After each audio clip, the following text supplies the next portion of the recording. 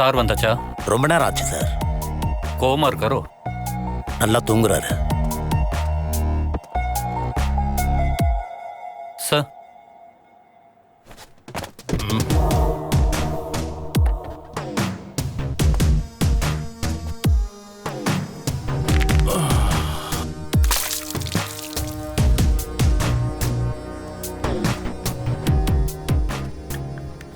இறந்து போனவர் ஒன்றும் சாதாரண ஆள் இல்லை. 2 மாதத்துக்கு ஒரு தடவை அசால்ட்டாக துபாய்க்கு போயிட்டு வர ஒரு பிஸ்னஸ் மேன். இவர் வர்றது தெரிஞ்சு தான் இதை செஞ்சுருக்கணும். Pre plan murder. எனக்கும் அதுதான் தோணுது சார். சம்பவம் நடக்கும்போது சந்தேகப்படும்படியாக இருந்த காரு இந்த டிராவல்ஸோடது தான் சார். எனக்கு ஞாபகம் இல்லை. ஞாபகம் இல்லையா? இந்த மாதிரி பொறுப்பு இல்லாமல் பேசினா என்ன அர்த்தம்? எங்களால் எல்லாத்தையும் ஞாபகம் வச்சுக்க முடியாது சார். டெஸ்ட் டிரைவ்னு வந்து கேட்டாங்க, அதனால தான் உங்களுக்கு கொடுத்தேன். வண்டி காணோம்னு கம்ப்ளைண்ட்டும் கொடுத்துருக்கேன். அப்புறம் உங்களோட மிரட்டலெல்லாம் என்கிட்ட வச்சுக்காதீங்க. நான் இந்த தொழில் ஆரம்பித்து ரொம்ப வருஷம் ஆச்சு. பட் நான் தொழிலுக்கு வந்து கொஞ்ச நாள் தான் ஆச்சு. இவனை வண்டியில் ஏத்தியா? சார் அதெல்லாம் வேண்டாம் சார். நான் உண்மையை சொல்லிடுறேன். இங்கே வந்து வண்டி கேட்டது ஜார்ஜ் சார் கூட இருக்காருல்ல, உங்களுக்கு கூட தெரியுமே, பேட்ரிக். ஐயோ சாரியா.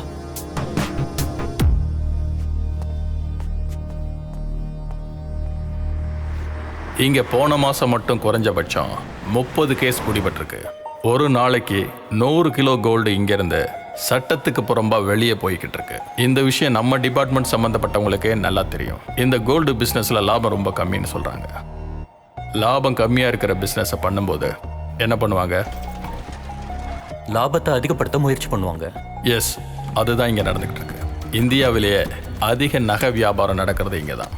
இந்த ஊர், இதுக்கு பக்கத்தில் சுற்றி இருக்கிற ஊர், இங்கே இருக்கிற எல்லா ஜுவல்லரி ஷாப்லையும் ஒரு நாளைக்கு 200 கிலோ வரைக்கும் பிஸ்னஸ் ஆகுது. இவ்வளவு கோல்டு எங்கேருந்து வருதுன்னு யோசிச்சா? அதை கொண்டு வர்றது தான் ஜானி மாதிரி ஆளுங்களுடைய வேலையே. இது வந்து ஜானி அவனுக்காக செஞ்சுக்கிட்ட வேலையே கிடையாது. அவன் வேற யாருக்கோ வேலை செய்கிறான். அந்த ஆட்கள் தான் அவன் கதையை முடித்து கோல்டு எடுத்துருக்கணும். எனக்கு தெரிஞ்சு இதுக்கு பின்னாடி இருக்கிறவங்க யாருன்னு கண்டுபிடிக்கணும். நீங்கள் சொல்கிறதுலாம் ஓகே சார், ஆனால் ஜார்ஜ் சார்கிட்ட போகவே முடியாது. முடியுமா முடியாதான்னு போனால் தானே தெரியும்.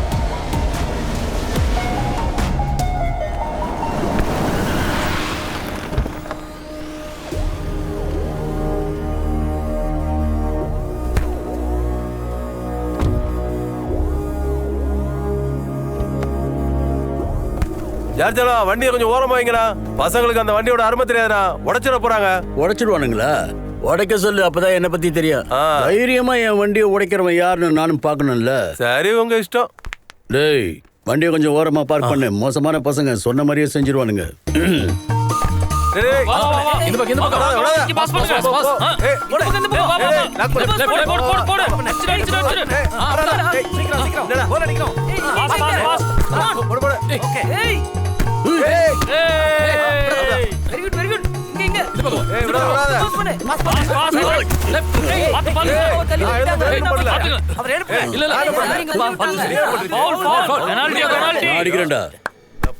இப்ப பாருங்க சார், கோல் போடுவாரு பாரு.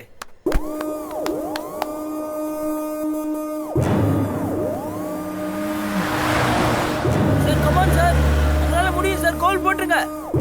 ஏம் பண்ணுங்க சார், போடுங்க சார். அப்படிதான் சார். Come on come on.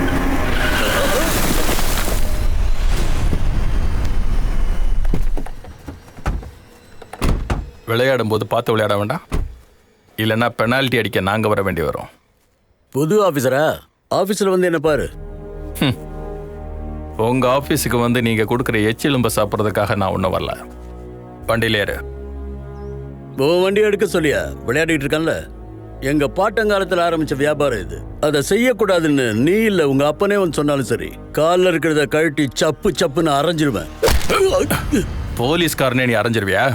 காசும் அரசியல்வாதிங்க சப்போர்ட்டும் இருக்கிறதுனால தான் நீ இந்த அளவுக்கு பேசுற. வந்து வண்டியில் ஏறா. நீயா போயிட்டீனா உனக்கு நல்லது இல்ல. ஏய்,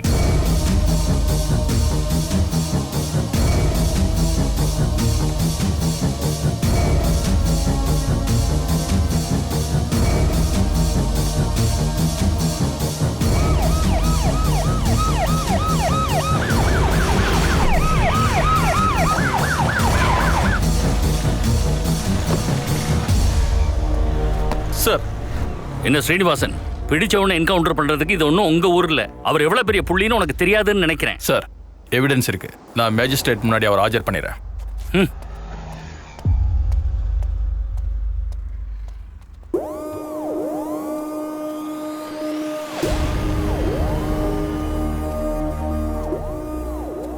சார், கோவப்பட்டு எதுவும் செஞ்சிடாதீங்க சார். உங்களை பத்தி தெரியாம இப்படி செஞ்சிட்டாரு. எல்லாரும் வேகத்தோட தானே வராங்க, கொஞ்சம் விவேகத்தை யூஸ் பண்ணிருக்கணும். சார், நடந்த இந்த கசப்பான சம்பவத்துக்கு நான் மன்னிப்பு கேட்கிறேன்.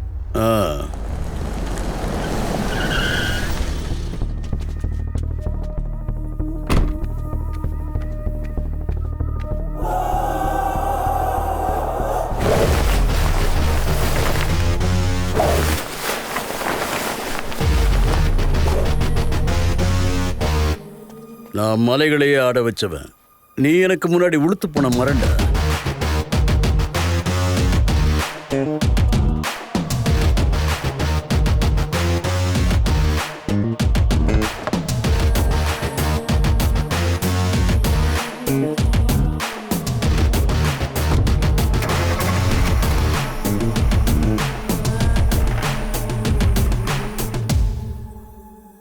நீயும் உட்காந்து சாப்பிடு. டைனிங் டேபிள்ல உட்காந்துட்டு என்ன யோசனை?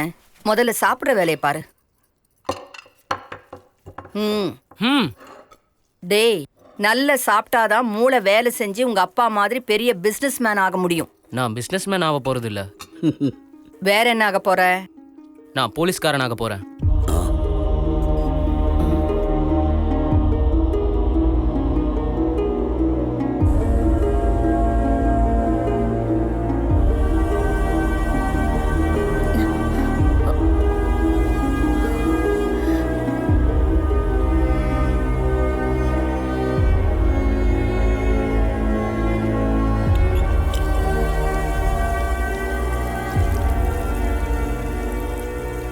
ஒரு நாள் மரணம் வரும், உணர்ந்திடும் மனிதா நீ.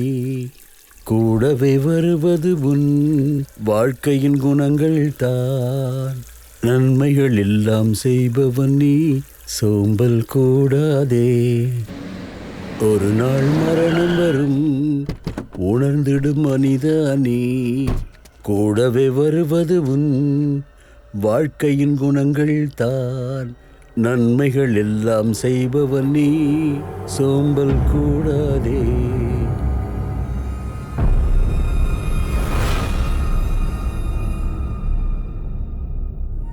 அன்னைக்கு ஜார்ஜ் பீட்டர் அரெஸ்ட் பண்ண போன 4 போலீஸ்காரங்கள 3 பேர் சீனிவாசன் சாரோட சேர்த்து கொலை செய்யப்பட்டாங்க.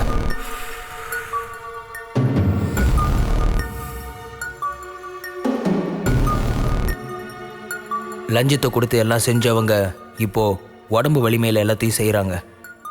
இது எல்லாத்தையும் கண்ட்ரோல் பண்ணுறது ஜார்ஜ் பீட்டர் தான். இப்போ நான் என் சாவை எதிர்பார்த்துட்டு இருக்கேன். இனிமேல் நம்மளால எதுவும் பண்ண முடியாது சார். முயற்சி செய்யாம சொல்ல முடியாது. இதை தான் சார் சீனிவாசன் சார் சொன்னார்.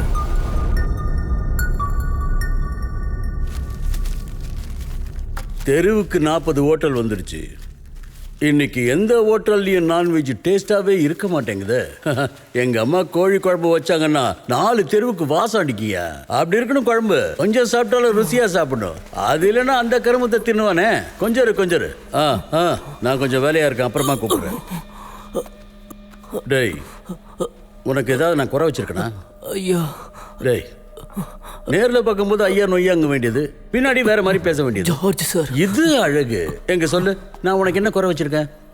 ஜார்ஜ் சார், என்ன மன்னிச்சிருங்க. டேய், ஒவ்வொரு நாளும் பொன்னி அரிசியில பொங்கி 2 வகை நான்வெஜ்ஜோட சாதம் போட்ட எனக்கு நீ காட்டுற நன்றி தானா?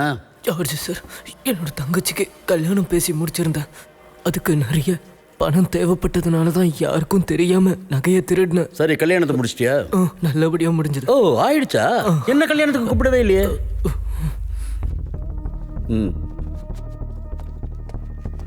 இவனை கூப்பிட்டா விளங்குமான்னு நினைச்சிருப்பேன்.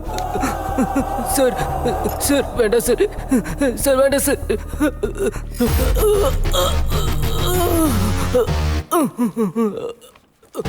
சார், சைனைடு போடாதீங்க சார்.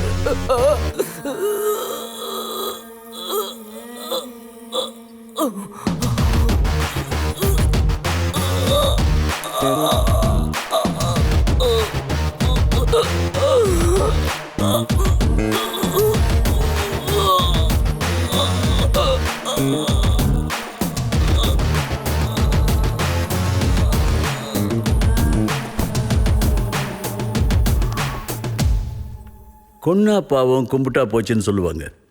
நான் கும்பிட்டே பாவத்தை போக்கிக்கிறேன். ஒரு நாள் மரணம் வரும், உணர்ந்திடும் மனிதானே, கூடவே வருவது உன் வாழ்க்கையின் குணங்கள் தான். நன்மைகள் எல்லாம் செய்பவன் நீ, சோம்பல் கூடாதே. ஒரு நாள் மரணம் வரும், உணர்ந்திடும் மனிதானே.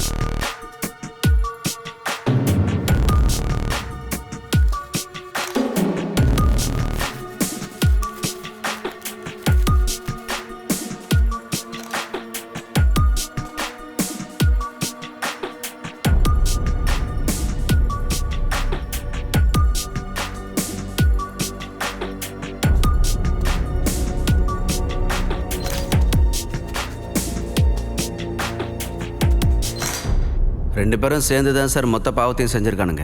அதான் ரெண்டு பேரும் ஒன்றா போய் சேர்ந்துட்டாங்க. இவனுங்களுக்கு வருத்தப்படமா ஆள் இருக்கும் இல்லையா? கண்டிப்பாக இருப்பாங்க. தலை தானே போயிருக்கு, வாளுங்க துள்ளிக்கிட்டு தான் இருக்கும். Let's see.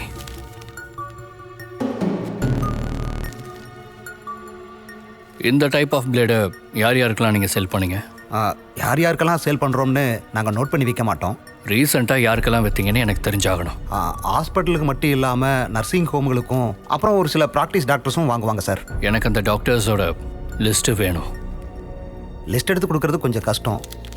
நான் கூட ரொம்ப கஷ்டப்படணுமான்னு நினச்சேன். இந்த நஷ்டம் ஒருத்தருக்கு மட்டும் இல்லை, இதை காரணமாக வச்சு ஒருத்தர் அடிச்சுக்கிட்டோம்னா யாரும் உயிரோட இருக்க முடியாது. எனக்கு எதுவும் தெரியாது. இங்க பாரு மார்க்கோ, நான் செஞ்சேன்னா கண்டிப்பா செஞ்சேன்னு ஒத்துப்பேன். அதுக்கான தைரியம் என்கிட்ட இருக்கு. இப்ராஹிம், போதும். மார்க் இங்க வர்றதுக்கு சம்மதிச்சதே நான் சொன்னதுனாலையும் அண்ணன் பேர்ல இருக்க மரியாதைனாலையும் தான். புது பிஸ்னஸ் பிடிக்கணுங்கிறதுக்காக உன் அண்ணனை சாகடிக்க வேண்டிய அவசியம் இந்த டேவிடுக்கு கிடையாது. உங்கள் அப்பா மார்க்கோவை சாகடிச்சான இந்த பெங்களூருக்காரன், அவனை போட்டு தள்ளுறதுக்கு ஜார்ஜ் உதவி கேட்டு வந்தது என்கிட்ட தாங்கிறத மறந்துடாத. சண்டை தொடங்கும் போது கை ரெண்டையும் தூக்கிக்கிட்டே நான் இதில் இறங்கட்டுமான்னு கேட்குறவன் ஜார்ஜ். முடியும் போது அதே மாதிரி தான் செய்வான். அது அவன் ஸ்டைல். வேற யாரு செஞ்சது, எதுக்காக செஞ்சாங்க? அதைத்தான் நாம தெரிஞ்சுக்கணும். அவரை கொன்னது யாருங்கிறத நாம கண்டுபிடிக்கணும். அவனுக்கு கொடுக்க போற சாவு கொடூரமா இருக்கணும். நான் கிளம்புறேன். சரி.